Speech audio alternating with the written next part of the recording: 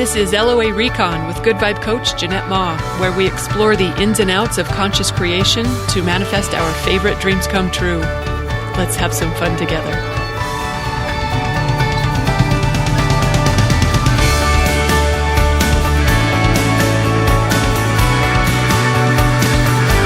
Welcome and thank you for tuning in for another episode. I'm thinking you might have just listened to the new podcast intro that I made. It's hardly any different than the old one, so you probably won't even notice. And it isn't that I didn't like the old one. I liked it just fine, but you know what? I could do better than just fine. And anytime I can have better vibrations for something, that's good news. So I made a new intro. Oh boy, speaking of good vibrations, I loved this comment from Kim. Look, this comment would be amazing from anyone, but especially coming from Kim. Oh, wow. It reads, Jeanette, I don't think I've ever felt this inspired. It was a blog comment on the heels of the, I think it was the Seeing It First episode. Jeanette, I don't think I've ever felt this inspired. Stuff, she's quoting, stuff happens when we see what we want in our mind's eye first. I know this, but something about your real-life example with its humor and sadness and heartfelt love makes it sink deep. It makes it stick. You are always lifting my game. That's wow. You're always lifting my game, bringing the mojo when I need it most. Thank you so much. You have no idea how these podcasts help all us listeners level up. You're the best there is. Yeah, that makes me blush. Thank you, Kim. Wow, high praise. Thank you. I'm going to need to level up my own self to receive that. And I know the reason she said you're the best there is because that's part of my I am statement. I've shared that before. Thank you for that, Kim. Okay, so today's subject. Oh, it's kind of a fun one. Yeah, I'm always talking about how we create whatever we put our focus on, right? And we prove it time and time again. We've done it recently with the past, 3 episodes. I put a focus on rain, and we're still getting rain. Oh, our storm last night. It was the most amazing storm. It was the kind of storm that when you wake up in the morning, you're like, how are we all still here? Wow. It was amazing. Oh, the thunder, the lightning, the torrential rain, the winds, it was something else. Like the dogs were standing behind me. They were kind of nervous.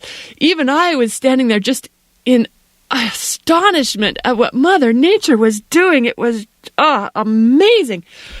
Yeah, I really, really liked it. They stayed inside when I wound out on the deck. And I didn't stay out there for too long. Okay, anyway, rain. You know I love the glorious rain. We focused on it. We're still manifesting it. Okay, and then I put a focus on financial windfalls.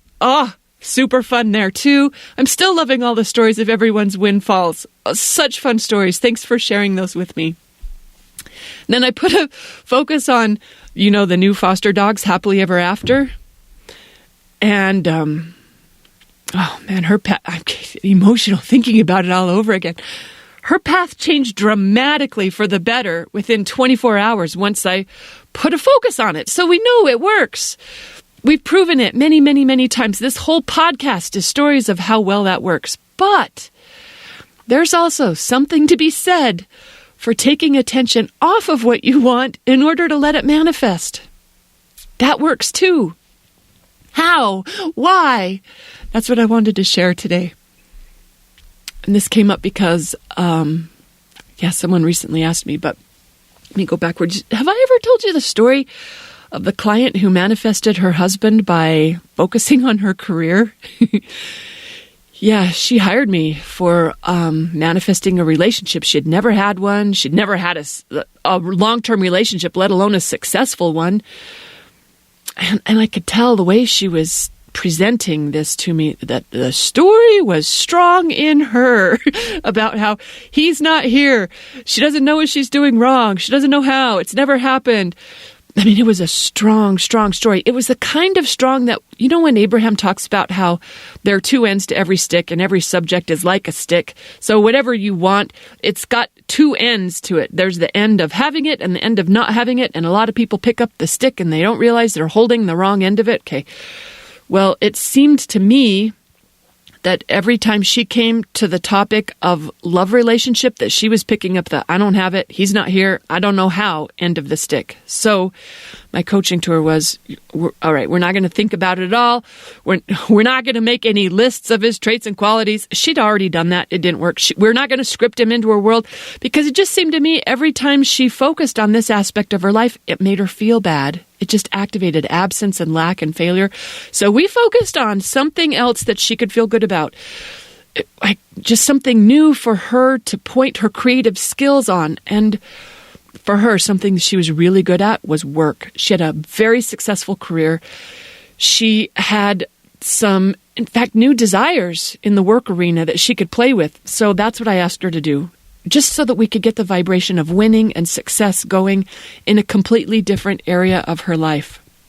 Wow, as I'm telling this story, I realize this could be my story. Okay. So anyway, that's the coaching I gave her in our first session. I don't think it was even 2 sessions later. It might have even been the very next time we met. At the very end of our time together, she whispered to me, I don't want to jinx it, Jeanette, but I might have met someone. She whispered it so quiet, so soft, and I understood why she didn't want to put a spotlight on it, because I'd explained to her why we weren't talking about it. So she knew. So we didn't talk about it. And I was so delighted, because this in itself was big progress for her, just to have met someone. So we did not talk about it. Long story short, she not only manifested the huge win of a career move, but she also manifested the romance. And then he was a boyfriend, and then he was a husband, and she sent me pictures of their baby. It was the most amazing thing to watch, because she and I never, not once that I can recall, talked about relationship or romance or love or marriage. The truth is, we only had a handful of sessions together, so it's not like we had a lot of time to talk about it. But man, I just love how well it can work to not pay attention to it. And the reason I was thinking about it, because just recently a client mentioned how curious she was about, in a recent podcast, I mentioned my boyfriend manifestation. And she knew that I had declared this as the year of no men. And when I declared that, I meant it. I still do mean it. It was heartfelt, and I've been honoring it. The reason I declared it is because, well, a variety of things, but I'd had enough distraction and enough contrast in the last year that when I asked myself, how would I like this year to be different than last year? One of my answers was, not that again, not that love routine again. No one needs to be distracted with new dates or budding romances. I want to work. I want to do work, and I want to do yard work. I've got trees to plant and weeds to pull, and I'm transforming my lawn into a clover field and a wildflower meadow. I got cool things to do. And yes, I know I can do all those things with a guy, but when you're entertaining love, especially new love, it in my world, it takes precedence. It gets a focus.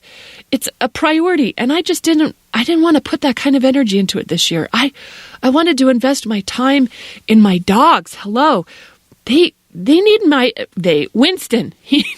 I said that kind of loud. Did I tell you? He thinks that name is a recall command. Okay. Anyway, I need to keep up what the trainer did. That's another podcast too in itself. This isn't a one and done thing. You got to keep that up. Okay. I'm not getting sidetracked. I wanted to snuggle with my cats. I got some really super cool cats, feral cats who are coming around. They want to be lab cats. And I'm getting kind of energized about this. I didn't want some guy whose name I might not even remember in 5 years. I wanted to read more. In fact, reading has been one of my key alignment strategies this year, because that was one of the other things that I said, how would I want this year to be different than last year? More reading for me means more enjoyment, and that's more good vibes. That means more cool manifestations.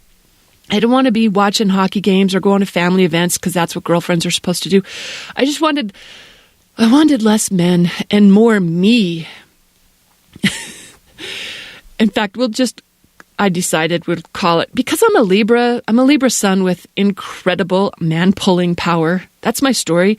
And sometimes it serves me really well, and sometimes it's challenging to have that manifestation. But I just decided, because it's super easy to call them it, I said, we're just going to call it the year of no men. No men, none. Not just less men, Jeanette. No men. Not just no new men. No men. Okay? And that's what I said, and I meant it. That this year, my life would have peace in it. This year, my life would have focus in it. Focus on the things that I, just by myself, wanted. Not as part of a couple. Okay.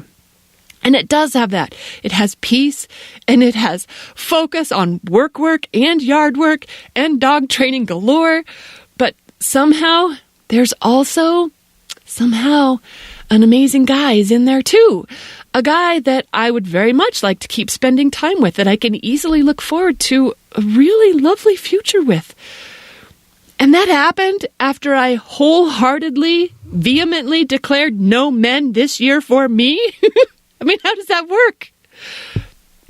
This is my take on it. And there's probably more than one answer, but what comes to mind for me is that desire is a powerful pulling agent.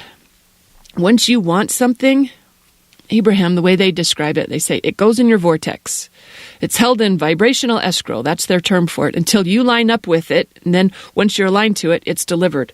But once you want it, it's held there for you. It exists forever until you align with it. I think that's, okay, I'm not going to get sidetracked. So I sort of think of that as like, once we want something, once we have a desire, it becomes a potential reality for us that's queued up for us. And we experience it as soon as we achieve that vibrational frequency of it, whatever that frequency is. So, the frequency of happy love or amazing guy or healthy, rewarding relationship, whatever I want to call it. All right, so I know that, but I'm not doing that frequency this year because I've got other interests and desires that I'm tending to. I'm not tending to this one because that one had some contrast in it last year, and I just don't want to repeat experience, so I'm getting off the ride. That's how I'm thinking about it. So there I am, minding my own business of enjoying life, which means just, doing my work and my yard work and spending time with the dogs and the cats and the books. And my frequency is sky high. And my vibration is all sorts of good.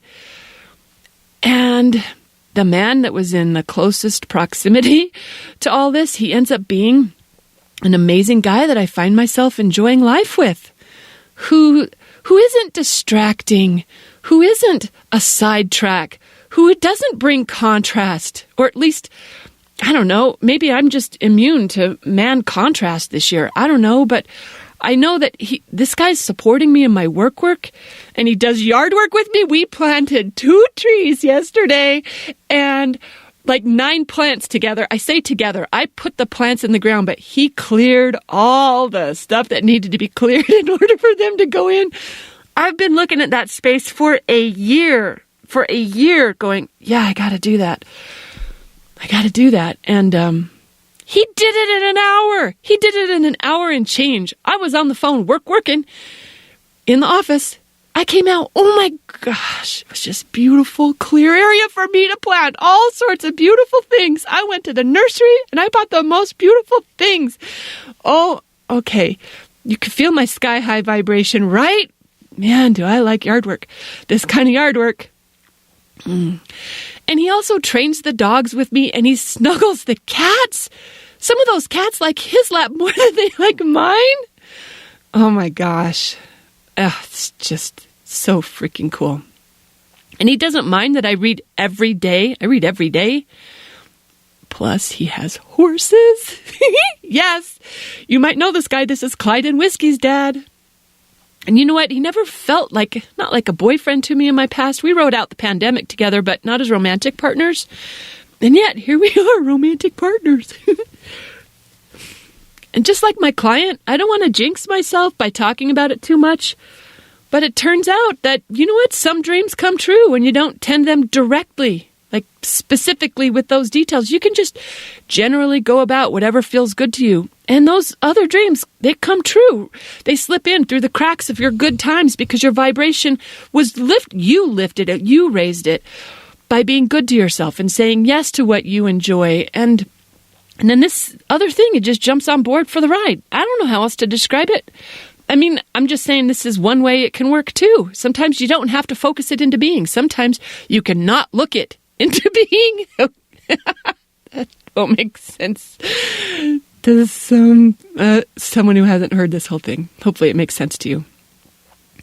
Someone wrote me lately, or she wrote me recently about how she wants to pull quotes from these podcasts to put them in TikToks, and she said, just, you should do it. And I was like, well, how would that work? I don't really know.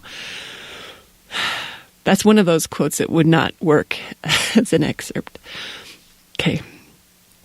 Anyway, that appears to be what's happening in this aspect of my life. So I'm still declaring this as my year of no men, even if I am failing miserably at it. That's okay. And you know what? 2023, I might do it again just because it served me so well this year. Why wouldn't I repeat it? I don't know. I'll see what feels good when that gets around. But in the meantime, yeah, life is good. Sometimes it works when you don't think about it too freaking much.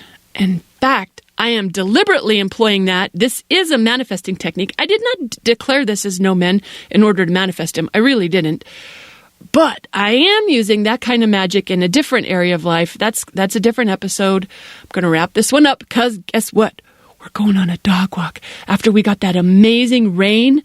Oh, okay. So on one of our trails, there are a lot of invasive weeds that have been growing that I've just been waiting. Like, you don't let those things go to seed. So we're going to go pull some weeds on one of our favorite dog walks. Okay. It might not sound like fun to you, but it's my idea of a good time. So this is what I know. We'll wrap up on this. I know that all I got to do is keep on. This is all any of us need to do. Keep on enjoying, keep saying yes to whatever feels better, and keep trusting whatever shows up to be part of your happily ever after. Thanks for listening today. Hope you got some manifesting inspiration from this one.